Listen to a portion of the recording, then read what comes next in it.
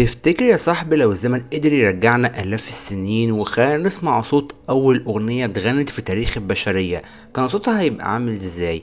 تخيل معايا في موسيقى ضاعت وألحان اتدفنت وأصوات اتحبست في مقابر التاريخ من غير ما نوصل لها. ألحان ممكن تغير شكل العالم كله. ايه اللي يخلي أمة كاملة تبني معابد وجيوش وأهرامات لكن الموسيقى بتاعتها تضيع؟ النهاردة هنفتح ملف خطير جدا، الموسيقى والأغاني المفقودة، الحاجات اللي عرفنا انها كانت موجودة لكن ما قدرناش نسمعها ولا نسترجعها لحد دلوقتي. وعشان نفهم الموضوع من البداية لازم نفهم في الأول لغز البداية. أول ما تسمع كلمة موسيقى بتفتكر أوتار وآلات ونوتة مكتوبة، بس الحقيقة إن في العصور القديمة الموسيقى ما كانتش ترفيه، دي كانت وسيلة تواصل مع الآلهة، طريقة يوصلوا بيها للسماء. الكهنة في الحضارات القديمة كانوا بيعتبروا إن كل نغمة ليها قوة سحرية. يعني مثلا في مصر القديمة كان في جداريات بتوضح إن في ناس بترقص وبتعزف لكن مفيش ولا تدوين موسيقى واحد نقدر ونقول ده كانوا اللحن اللي بيلعبوه. كل اللي عندنا مجرد رسومات صامتة، واحنا متأكدين ان الموسيقى كانت موجودة بس الصوت نفسه والألحان ضاعت. ودلوقتي هنبدأ نتكلم في نقطة تانية مهمة جدا، وهي الألحان اللي محدش سمعها. في حضارات سابت ورق، سابت أحجار، سابت معابد، لكن الألحان نفسها صفر.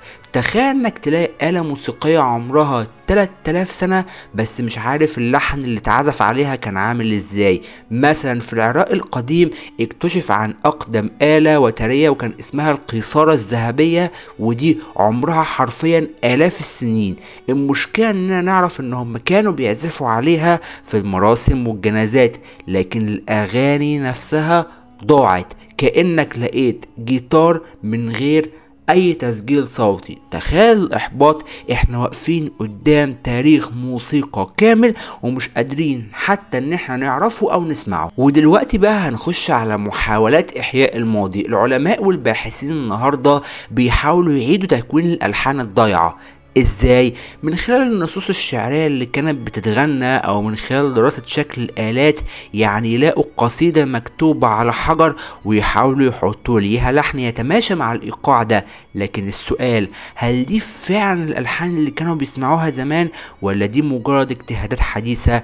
مفيش حد يقدر يجزم او يأكد، وده اللي بيخلي موضوع الاغاني المفقودة ده واحد يعتبر من اعظم الغاز التاريخ. ودلوقتي بقى هنتكلم عن الموسيقى كقوة سياسية. زمان الملوك كانوا بيستخدموا الموسيقى كأداة للسيطرة على الناس، الجنود كانوا بيمشوا على إيقاع الطبول، الشعوب كانت تتوحد على لحن واحد يتغنى في المهرجانات. لكن لما تسقط حضارة الموسيقى بتسقط معاها. الملوك ماتوا والألحان ماتت معاهم. زي ما نقول كده الأغنية دي كانت بتعيش بعمر المملكة، وبسقوط المملكة الأغنية بتتحول لذكرى ضيعة. ودلوقتي بقى هندخل على سر الصمت الأبدي. النهاردة عندنا تسجيلات لكل حاجة، من أصوات مغنيين مشهورين لأصوات عادية على الموبايل. لكن في العصور القديمة مفيش وسائل تحفظ الصوت، وده معناه إن أي أغنية اتغنت راحت مع الريح. حتى لو كان في لحن عبقري، حتى لو كانت أغنية بتأثر في النفوس، خلاص ضاعت، اتغنت في لحظة وضاعت للأبد. وده بيدينا إحساس رهيب إن العالم القديم كان بيعيش في سيمفونية كاملة، وإحنا النهاردة مش قادرين نسمع منها غير صدى خافت جدا. ودلوقتي لازم نسأل سؤال منطقي جدا، هل ممكن نسمعها تاني؟ في محاولات بتتم باستخدام الذكاء الاصطناعي دلوقتي عشان يعيدوا بناء الالحان الضايعه، يعني يدخلوا نصوص شعريه قديمه او اشكال لآلات الموسيقى ويحاولوا يطلعوا صوت يقرب من اللي ممكن يكون اتعزف زمان. لكن مهما حاولنا الحقيقه المؤلمه ان الصوت الاصلي راح. وده بيخلينا نسأل نفسنا سؤال مهم جدا، هل في يوم من الأيام ممكن فعلا نرجع نسمع أول أغنية في التاريخ، ولا هيفضل السر ده مفتوح للأبد؟ ودلوقتي هنتنقل لنقطة مهمة جدا، وهي لما الموسيقى تبقى سلاح. الموضوع مش بس طقوس ودين، الموسيقى في العصور القديمة كانت سلاح. يعني مثلا في جيوش أشور وبابل كانوا بيستخدموا الأبواق والطبول الكبيرة عشان يرعبوا العدو. تخيل آلاف الجنود ماشيين على إيقاع واحد، الصوت بيهز الأرض والعدو قدامهم بيترعش، اللي يخليك تسأل نفسك يا ترى اللحن الحربي ده كان عامل ازاي؟ للأسف مفيش تسجيل، لكن التاريخ بيأكد ان الموسيقى كانت اقوى من السيف في اوقات كتيرة جدا. ودلوقتي بقى هندخل على نقطة الموسيقى اللي بتفتح ابواب السماء. في معابد مصر القديمة كان في اعتقاد ان الموسيقى بتفتح ابواب العالم الاخر. الكهنة كانوا بيعزفوا الحان معينة في مراسم تقديم القرابين، معتقدين ان النغمة دي هتوصل لروح الآلهة. يعني ممكن يكون في لحن كامل اتعزف قدام تمثال رع او اوزوريس، لكن اللحن ده ضاع. تفتكر كان عامل ازاي؟ هل كان هادي زي ترتيلة ولا قوي يهز المعابد؟ احنا مش عارفين، وكل اللي قدامنا جدران صامتة. ودلوقتي هنبدأ نتكلم عن الأغاني اللي اتغنت واتمسحت. في العصر اليوناني والروماني كانوا بيغنوا في المسرحيات والأفراح، لكن أغلب الكلمات اللي وصلت لنا مكتوبة من غير نوتة موسيقية. يعني تلاقي نص أغنية الإله الحب أفروديت لكن من غير لحن، كأنك ماسك ورق أغنية دلوقتي من غير أي نوتة، هتقراها ككلام بس عمرك ما هتحس بروحها، اللي يخلينا نقول إن جزء كبير من الفن القديم مات مع الوقت. ودلوقتي هنبدأ نسأل نفسنا سؤال: إزاي الأغاني بتضيع؟ ممكن تسأل نفسك ليه الأغاني دي كلها اختفت؟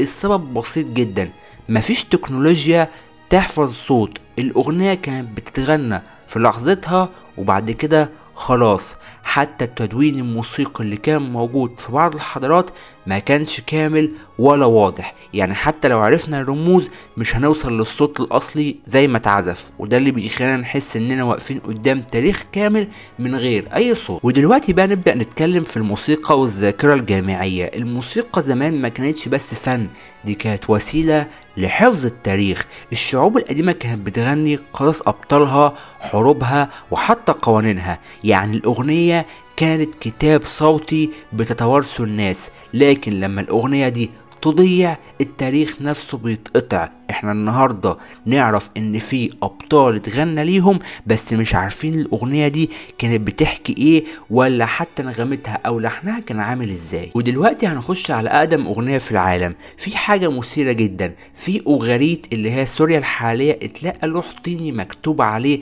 نص موسيقي من حوالي 3400 سنة. العلماء بيقولوا ان ده اقدم اغنية مدونة في العالم، لكن برضو التدوين ناقص جدا. مفيش يقين ان الصوت اللي بيطلعه الباحثين هو نفس اللي اتعزف زمان. يعني حتى لو عدنا اقدم اغنية فاحنا مش متأكدين انها نفس اللحن الاصلي، وده اللي بيزود الغموض حوالين فكرة الاغاني المفقودة. ودلوقتي بقى نبدأ نتكلم عن الموسيقى والطقوس السرية. في طقوس معينة في الحضارات القديمة كانت سرية جدا ومحدش غير الكهنة كان يعرف ألحانها. الطقوس دي اتدفنت معاهم، يعني حتى لو اتسجلت ككلمات او اشارات مفيش حد عارف يفسرها. وده اللي يخلينا نفكر، هل في ألحان اتعزفت مرة واحدة بس في التاريخ وبعدها اتدفنت للأبد؟ والله ممكن جدا. ودلوقتي هنخش على نقطة غريبة جدا ومثيرة للجدل، وهي الموسيقى اللي بتشفي. الطب القديم كان بيستخدم الموسيقى كعلاج. في معابد معينة في اليونان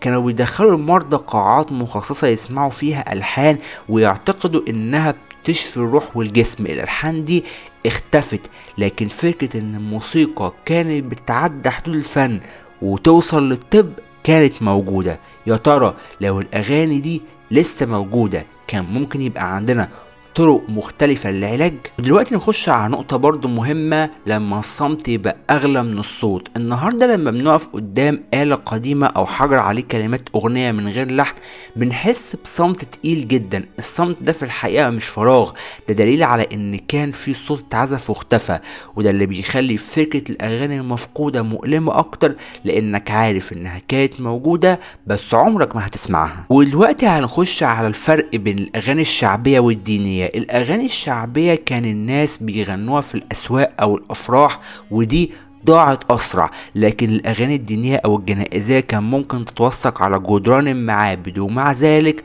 الصوت نفسه ضاع. يعني حتى الأغاني اللي اتعملت للآلهة اللي المفروض تتخلد ضاعت، وده بيدل على إيه؟ بيدل على إن التاريخ الموسيقي ناقص. ودلوقتي هنخش على نقطة مهمة جدا، وهي لما الباحثين يعزفوا من دماغهم. الباحثين ساعات بيحاولوا يتخيلوا الألحان من خلال النصوص، بس هنا بيظهر سؤال خطير، هل احنا بنسمع فعلا ألحان الماضي ولا بنسمع نسخة حديثة صنعها عقل الباحث؟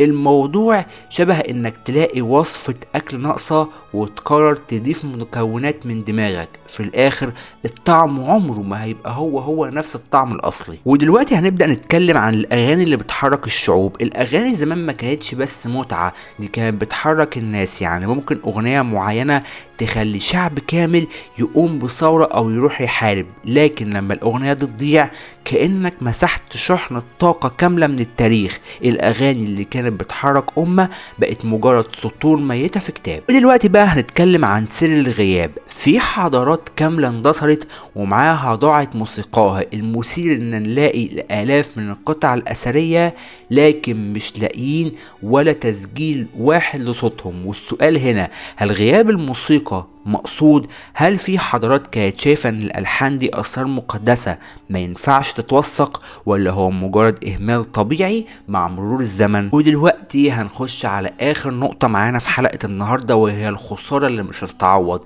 تفتكر لو كان عندنا النهاردة تسجيل واحد حقيقي من 3000 سنة كان ممكن يغير شكل تاريخ الموسيقى كله؟ اكيد طبعا. كنا هنعرف ازاي اتكونت الالحان وازاي تطورت الاذواق وازاي كان الناس بيسمعوها. لكن من غير التسجيلات دي احنا واقفين قدام اكبر فراغ موسيقي في تاريخ البشرية، فراغ بيخلينا نحلم لكن عمرنا ما هنسمع الحقيقة. وهو يا صاحبي بعد ما غوصنا في عالم الموسيقى والاغاني اللي ضاعت مننا للابد بنكتشف ان التاريخ لسه مخبي اسرار اكتر بكتير. يمكن نفضل ندور ونحاول نسمع الألحان اللي اتعزفت من آلاف السنين، لكن الحقيقة ان معظمها اختفى ومش فاضل غير الخيال. بس الخيال ده هو اللي هيخلي الرحلة حرفيا ممتعة. ولو حابب تعيش معانا رحلات تانية جوه التاريخ وتكتشف ألغاز اكتر زي دي، مننساش تعمل اشتراك في القناة وتفعل زر الجرس عشان يوصلك كل جديد، وكمان دوس لايك وشارك الفيديو ده مع اصحابك عشان توصل للقصة لاكبر عدد من الناس، لان اللي جاي اعظم بكتير. وخليك مستني المفاجآت الجاية.